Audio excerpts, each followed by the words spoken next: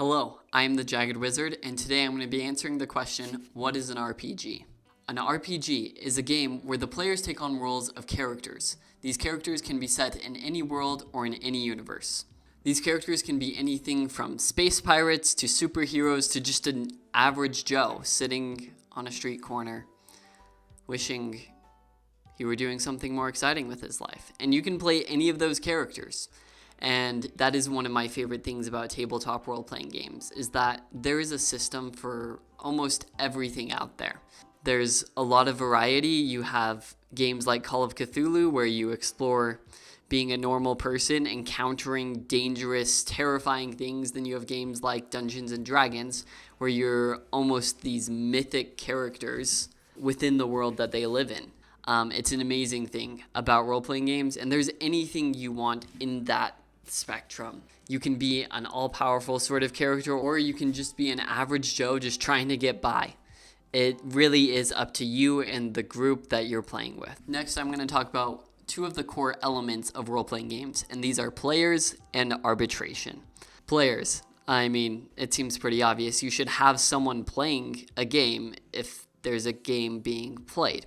It's pretty straightforward. As for the arbitration, this is like any game. Every game has rules, and every game needs a way to enforce those rules. This is most often in role-playing games a role given to a game master, someone who is in charge of the world and the non-player characters.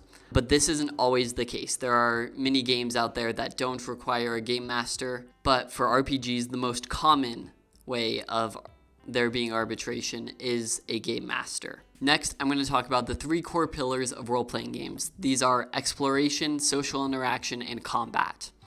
These three pillars are what all tabletop role-playing games are based on, at least from my experience. There may be exceptions. If you have them, feel free to drop them in the comments below, and maybe like the video while you're at it. These pillars are something very common and very prevalent in role-playing games. And so first, I'm going to talk a little bit about exploration. Exploration is anything where your characters are interacting with the world. This can be something like exploring a dungeon, traveling across vast lands, or even doing a murder investigation are all forms of exploring the world and collecting knowledge about it. I think this is a great pillar, and I am really excited to be exploring some games that really explore exploration and how cool it can be in role-playing games. Next, you have social interaction. Social interaction is whenever one character is interacting with another sentient being. These interactions can be anything from small town chit-chat, trying to catch up on the latest news and gossip,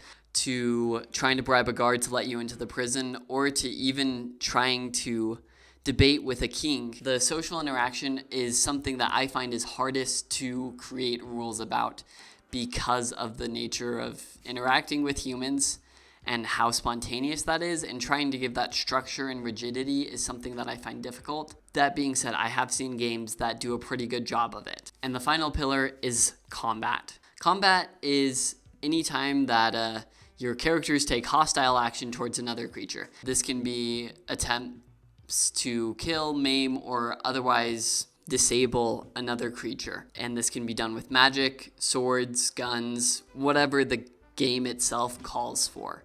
Now, those are the three pillars of tabletop role-playing games. They're something that I base a lot of how I view systems, and you'll see that a lot of the most popular games, such as D&D, Pathfinder, games like Warhammer 40K, or other Warhammer games, are all very combat-based. But then you have games like Call of Cthulhu, which is a very exploration-based game. I think Time Watch is another very exploration-based game.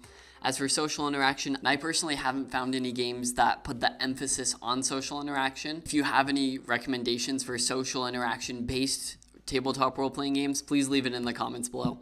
I'm always happy to check out new systems, and I would love to see some that put social interaction at the core front. If you enjoyed this video, please leave a comment below, especially if you think there's anything I missed about tabletop role-playing games and some of the core elements of them. Thank you so much for watching this video up to this point, and if you're interested in hearing more about tabletop role-playing games, please subscribe. And thank you so much for watching the video this far, and have a great day.